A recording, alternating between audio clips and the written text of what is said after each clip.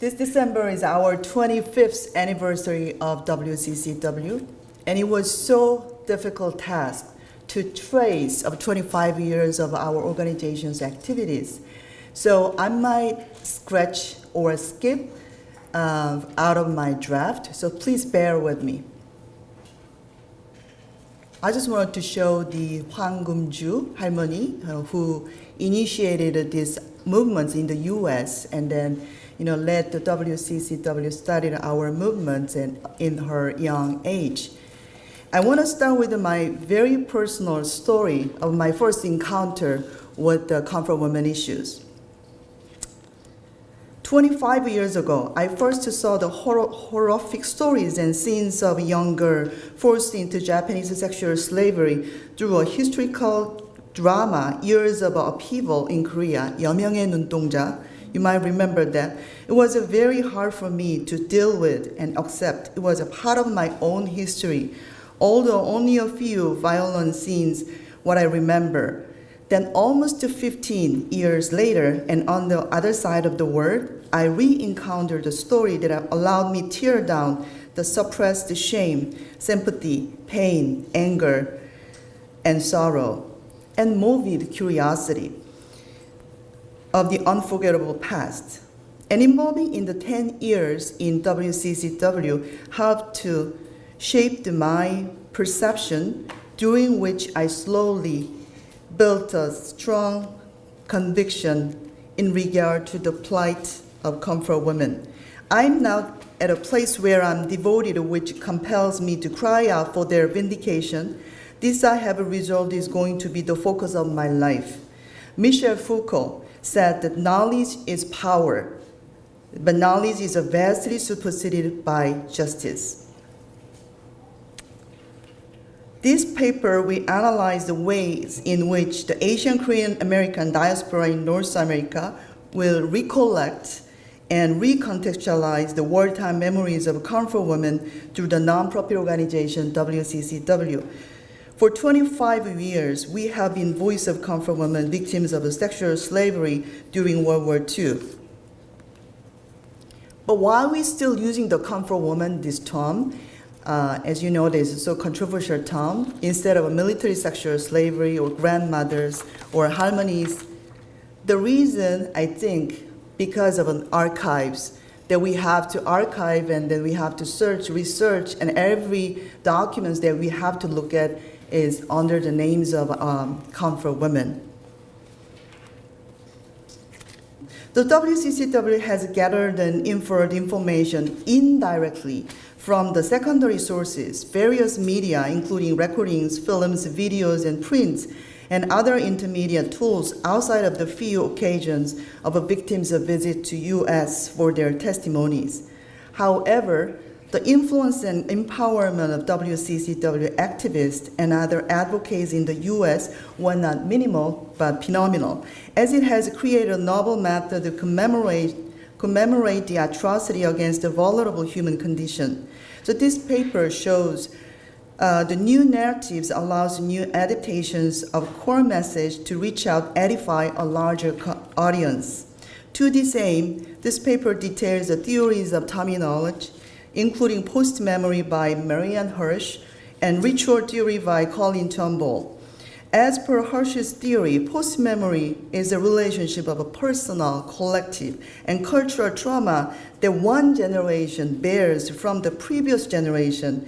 In experience, they can remember only by means of stories and images without a direct encounters.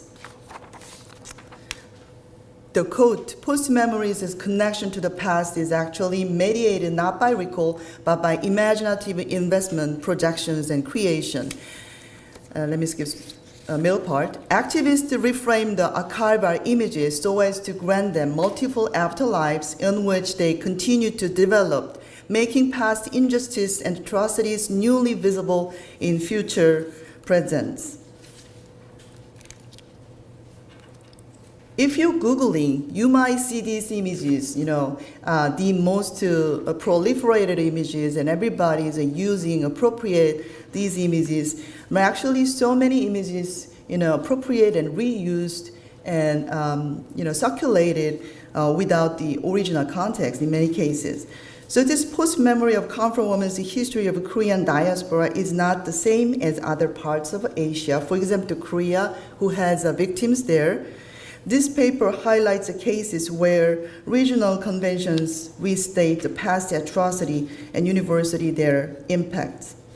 The first, activists recollect and recontextualize the stories narrated by exploited women and other mediating tools. Second, activists engage in the story that the women recollect and reiterate about what they went through. Finally, activists compile the first-hand account of comfort women and other sources, synthesize new memories from their existing corpus of experience.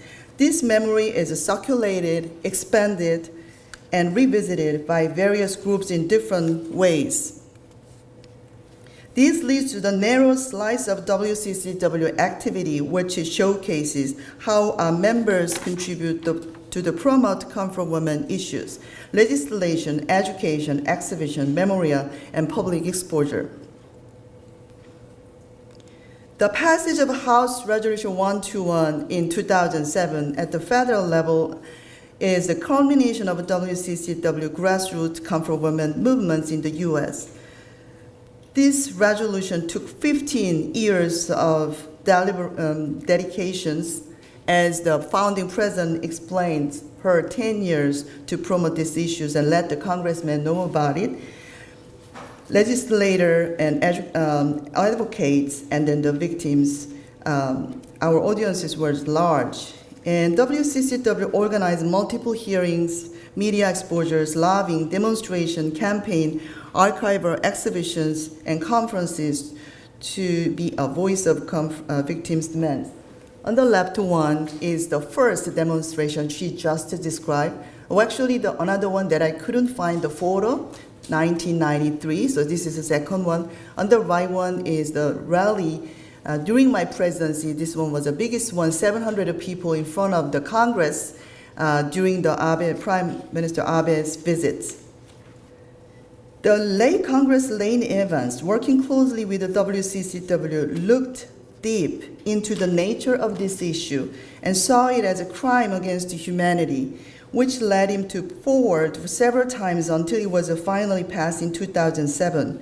Prior to this were House Resolution 357, 195, 226, and 68, and House Resolution 759, and that one was passed by House International Relations Committee, but not put on the House floor.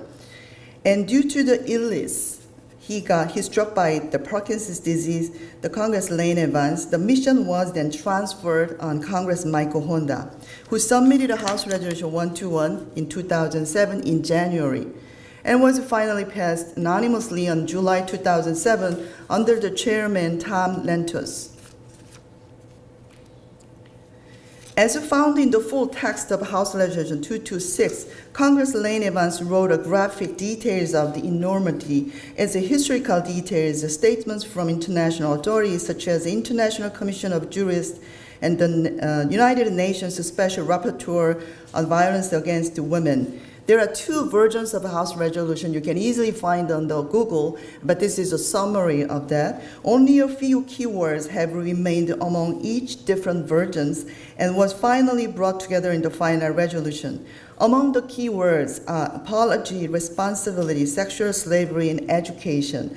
That words highlight the stance and spirit of a House Resolution.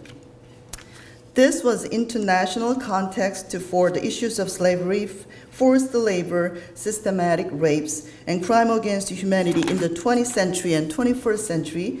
In terms of slavery, the charters of International Military Tribunal provided enumerations of crimes against humanity. According to Article 6 of Nuremberg Charters, quote, enslavement, deportation, and other inhuman acts committed against any civilian population are to be known as crime against humanity. Kinu Tokudon, are you here? No, she's not here. Okay, I saw it yesterday. Has summarized in her article how the comfort woman issues were revisited, interpreted as human rights and current issues of humanity. Right before its passing, in February 2007, there was a House hearing on comfort woman issues subcommittees chaired by Ernie Palema Vega. WCCW invited Lee Yong-soo, Kim Gun-ja, and Dutch former comfort woman Jan Ruff Ohen, who testified along with the speech by Mindy Cutler. You are here, can you raise your hand? She's a very important role. And directors of Asia Policy Point and Ok Ja-seo, the former president of WCCW. Mindy Cutler identified, quote, Japan's wartime military raid camps as the modern precedents for all the issues of sexual slavery, sexual violence in war, and human trafficking that so dominate today's discussion of war, civil conflicts, quote, end quote. With the stories of comfort women, Cutler engaged in creating the larger discourse of human trafficking that was and will be relevant to our current issues. 8 years after House Resolution 121 in March 2015, before that, this is sort of a list of a growing support from legislatures around the world. March 2015, Maryland Senator Susan Lee introduced the Resolution of Comfort Women. The Senate joined Resolution 3 that stated, I'm not going to read it, but its detailed explanation is what was comfort women, and then she applied the current day's trafficking in modern times through all appropriate legislative action, education, initiative, and commemoration to the victims of this horrible injustice and crime that has been perpetrated against so many people throughout history. San Tai, chairman of Chinese Culture and Community Service Center, president of WCCW, and I, or other human rights representative, testified at the hearing on Comfort Women Resolution on March 6, 2015. The key word was human trafficking, and with regard to the more specific issues of education, apology, responsibility, and sexual slavery in House Resolution 121. Today, we witnessed the ramification of these concepts in apology in 2016 film directed by Tiffany Hsiung, explaining it in an allegory of trauma of those years. Trauma is a historical creating of fluid concepts of time, which is eternal. The fluid of time involves a form of a perpetual return, something Tiffany realized after her long interviews with the comfort women survivors, families, and villagers. These human rights issues in the U.S. drew the attention to human rights departments such as Southern Methodist University and the Human Rights Center's John Jay College of Criminal Justice, where WCCW worked to organize testimonial events, seminars, exhibitions. 4 more human rights centers in the U.S. and 4 human rights departments. And University of Essex Human Rights Committee will be our next collaborator in this venture.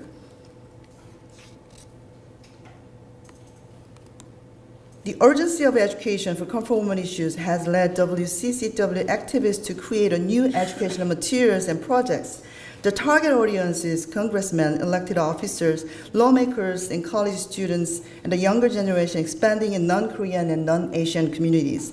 These diverse ways of education are being performed through lectures, forums, seminars, conferences, publications, and webinars.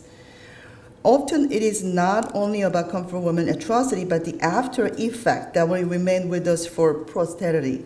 What they have done and been through is a foundation of women's struggle today. This involves a pedagogy that encourages students to respond to what Susan Sontag has called, quote, the pain of others, end quote, through identification and empathy, or has Hirsch more radically suggested, quote, a form of solidarity that is suspicious of empathy, shuttling instead between proximity and distance, affiliations and disaffiliations, empathy, complicity, and accountability, end quote.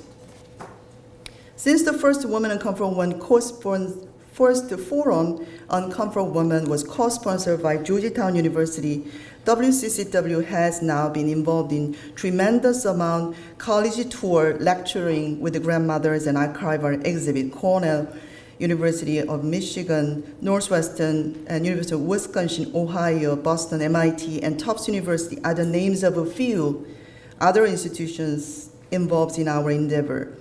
Each seminar and conferences was attuned to institutions' missions with close attention to the needs of our collaboration. For example, when WCCW organized a seminars exhibition, The Sorrow and Hope of Comfort Women, in Catholic University with the Center of International Social Development, aiming to promote international humanity in the interest of peace and justice. Reconciliation healing was a main key concept of the seminar and exhibition. History writing for justice and reconciliations Comfort Women, organized by WCCW and George Washington University, Department of History and Seeger Center for Asian Studies, was the capstone conference of the WCCW webinar project on Comfort Women. WCCW launched the WCCW webinar project to collect, archive, compile, and study primary and secondary sources regarding Comfort Women in order to elucidate historical evidence.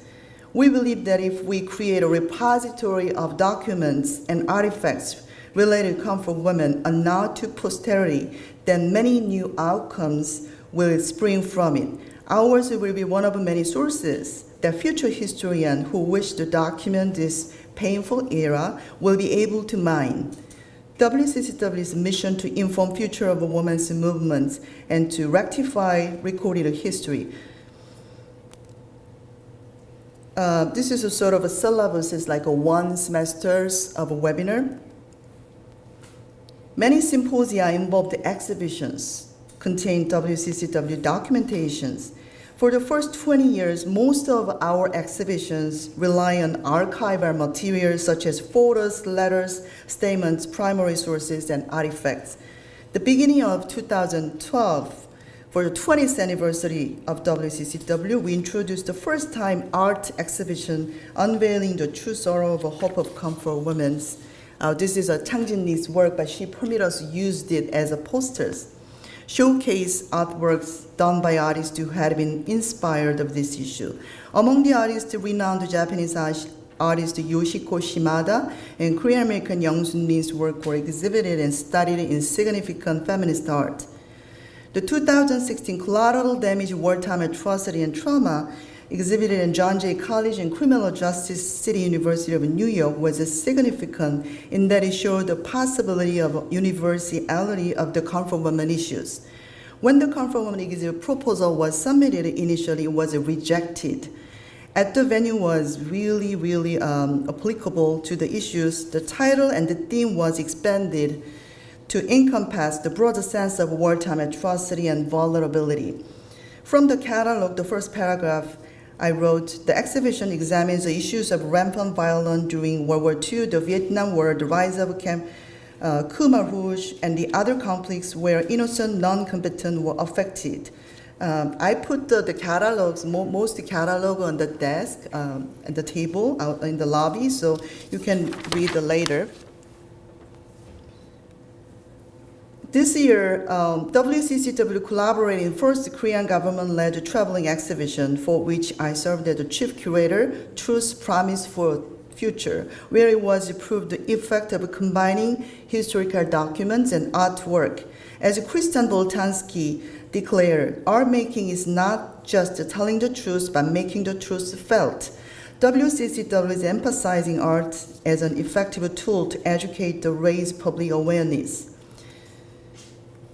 We erected Comfort Women Memorial Peace Garden in May 2004, located at Fairfax County Government Center Park.